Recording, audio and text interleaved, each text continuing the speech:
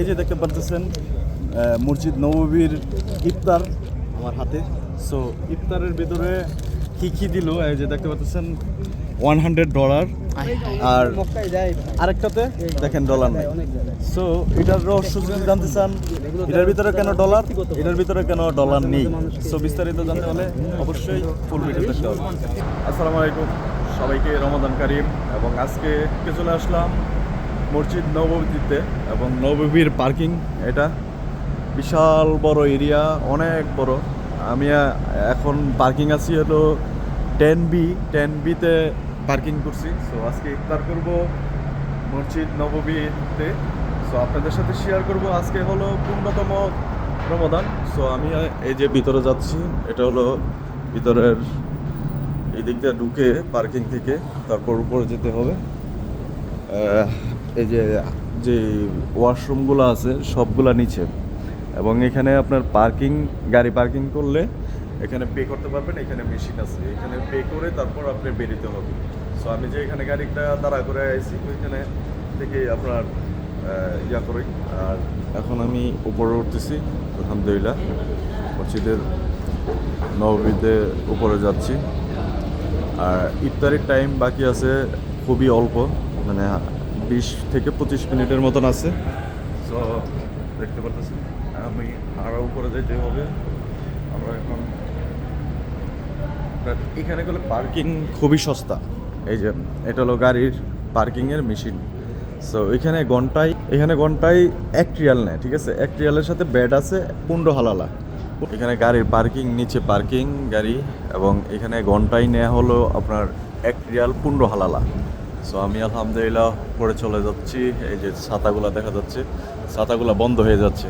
So উপরে উঠতেছি আমি আলহামদুলিল্লাহ, যে ছাতাগুলো বন্ধ হয়ে যাচ্ছে। একটু হলেই আপনাদেরকে দেখাতে পারবো। তো উপরে যাচ্ছি আলহামদুলিল্লাহ।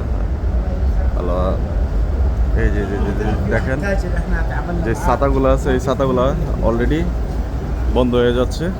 আর হাজার হাজার মানুষ হাজি, এবং এই যে দেখতে পাচ্ছেন ছাতাগুলো গলে বন্ধ হয়ে গেছে অলরেডি। মদিনা শরীফের ছাতা বন্ধ হয়ে গেল অলরেডি।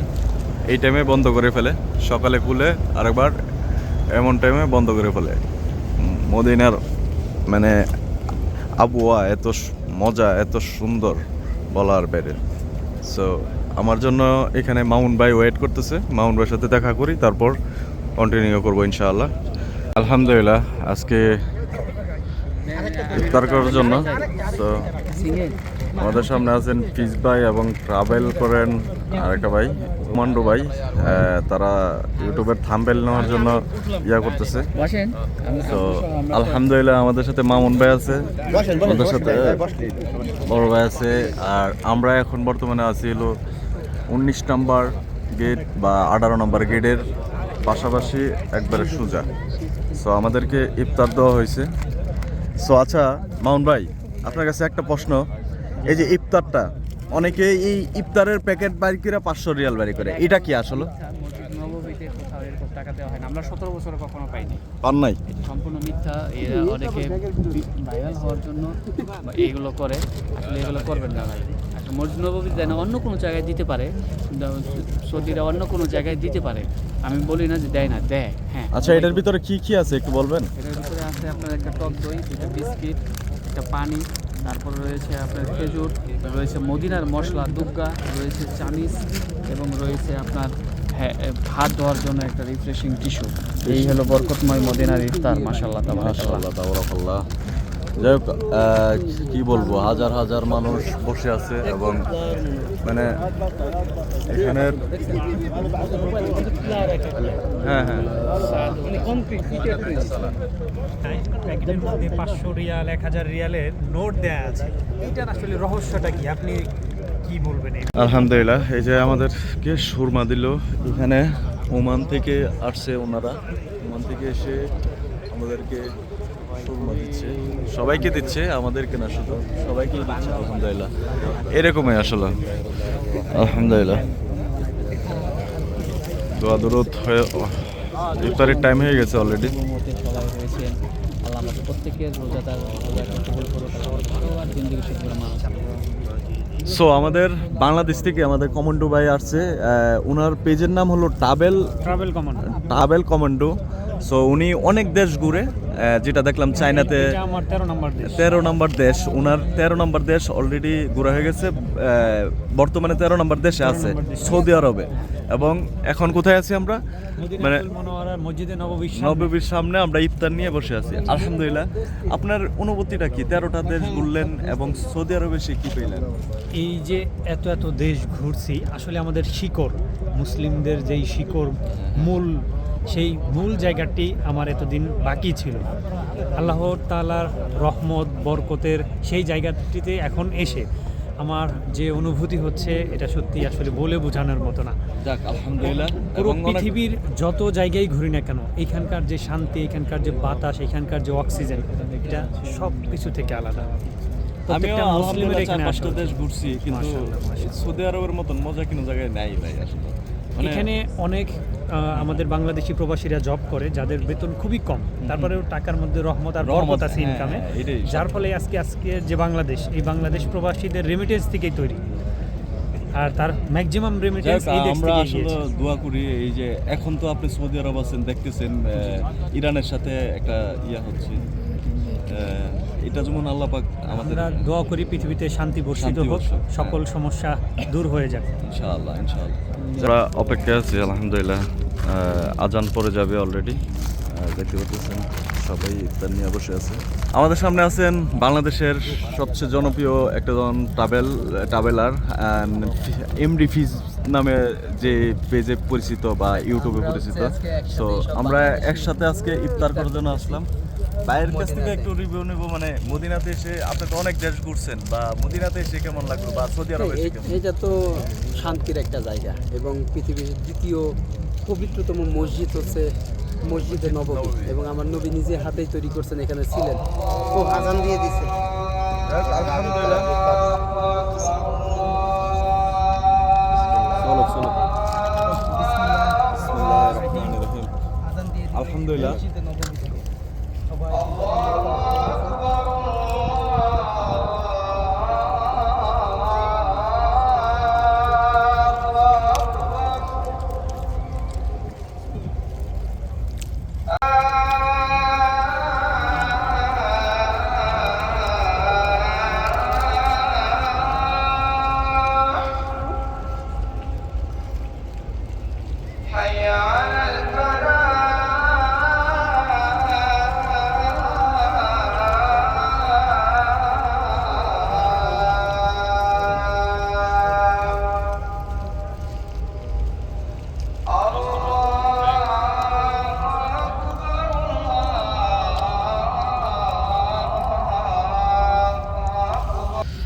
আচ্ছা, মদিনাতে মসজিদ নববীতে যখন ইফতার করার জন্য আসবেন, ইফতার দেবে আপনাকে, প্যাকেটটা দেবে।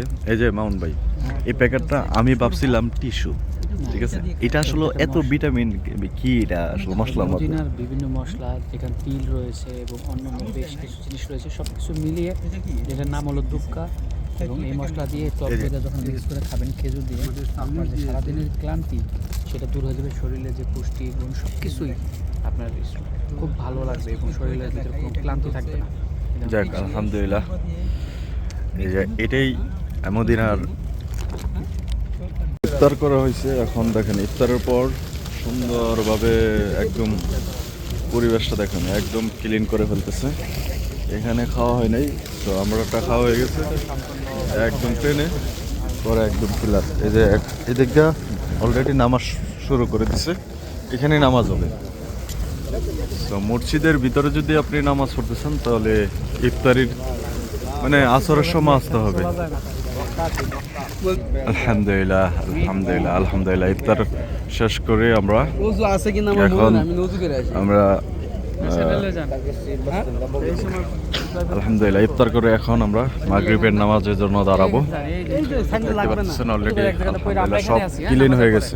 এখানে ক্লিন করার জন্য অনেক রুক রয়েছে, সাথে সাথে ক্লিন হয়ে যায়।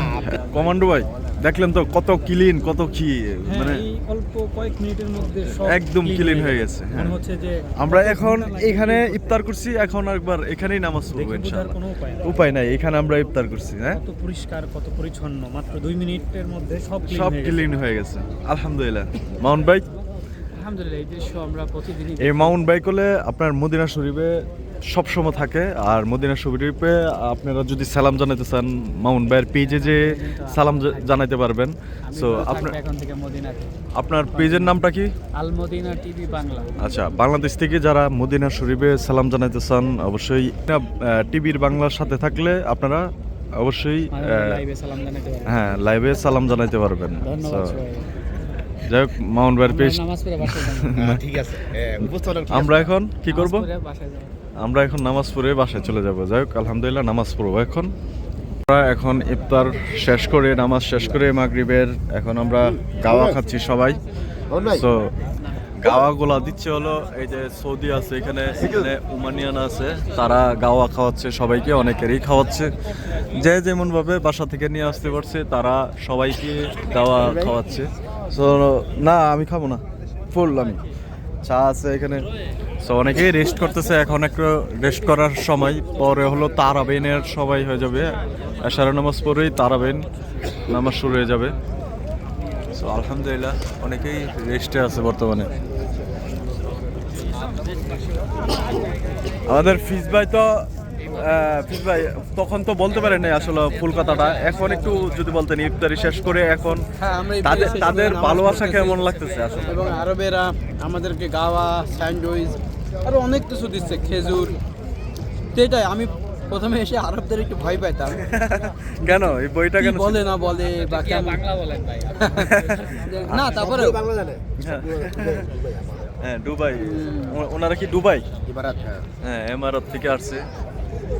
আর মানে আরবে আসলে একটা মজা আছে নাকি? না, এটা তো শান্তির জায়গা ভাই। শান্তি জায়গা। আমরা স্বপ্ন দেখছি যে মহান আল্লাহ তাআলা এখানে আমাদের আনছে, এখানে আসার জন্য একটা ভাগ্য দরকার। আল্লাহ তাআলা কবুল করলেই তবে মানুষ আসতে পারে। অনেক মানুষের অনেক টাকা পয়সা থাকতে পারে, বাট দেখেন সে অনেক দিন ধরে ভাবে যে যাবো, তার আগেই হয়তো আল্লাহ তাআলা তাকে দুনিয়া থেকে নিয়ে নেয়। হ্যাঁ, অবশ্যই। আসলে অনেকেই ফিজ ভাই একটা কথা কি, অনেকেই মনে করেন টাকা দিয়েও, ওয়ার্ক ভিসায় দিয়েও সৌদি আরবে আসতে পারে না। কি সব জায়গায় সো অনেকেই সৌদি আরবে বলে সৌদি আরব যাব না, অনেক পোলাপান আছে বাংলাদেশে, সৌদি আরব যেয়ে কি করব, ইউরোপ কান্ট্রিতে যাব। ফিজ ভাই এটা সত্য নাকি না? অনেকেই ইউরোপ যাওয়ার জন্য এখন যেই জেনারেশনটা মানে তৈরি হইতেছে, তারা সবাই ইউরোপের দিকে মুভ করতেছে। কিন্তু সৌদি আরবে করলে আসলে এখন বর্তমানে যেটা দেখতেছি আমরা, ইউরোপে যারা পুরান হয়ে গেছে তারা মুভ করার জন্য চাইতেছে সৌদি আরবে, আর আমাদের বাংলাদেশ থেকে চাইতেছে মানে যাদের টাকা আছে তাদের শান্তির দরকার, হ্যাঁ। আর যাদের টাকা নাই আছে তাদের টাকা দরকার। এখন যারা হচ্ছে অভাব অনটনে আছে, তারা সৌদি আসতে চায় না, তাদেরই হচ্ছে আগে লাইফটা সেটেল করতে হবে। তারা যাইতে চায় ইউরোপ।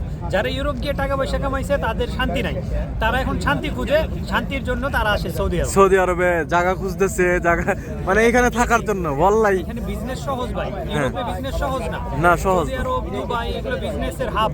এখানে বিশ্বের বিভিন্ন প্রান্ত থেকে লোকজন আসে বিজনেস করতে, যেখানে খুব সহজে বিজনেস করা যায়, সহজে কাস্টমার ক্যাপচার করা যায়। এটা সত্য। ইউরোপের মাটিতে বিজনেস এত ইজি না। হ্যাঁ, এটা আসলে আমরা এই লাইনে ঘুরি তো আমরা বুঝি এই লাইনটা।